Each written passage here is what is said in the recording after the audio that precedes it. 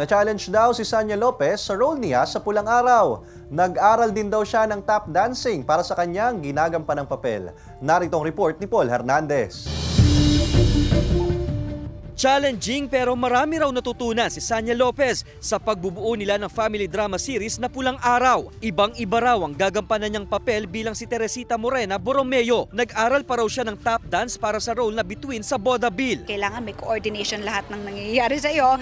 Sa body mo, sa mind mo, dapat coordinated. And at the same time, pinakamahirap talaga dito at pinakatumatak sa character ko dito ay pagiging comfort woman noong panahon ng World War II. Ang Pulang Araw for all ages daw. Nakita rin daw niyang iba pang side ng mga co-star sa serye. Lahat kami dito focus, lahat kami nagtutulungan kung paano mapapaganda yung teleserye namin.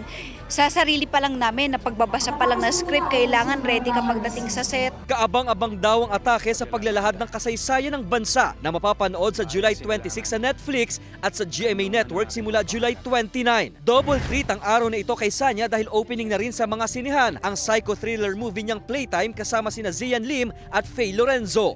Kasama si Kel Ravaca, Paul Hernandez. Balitang Southern Tagalog.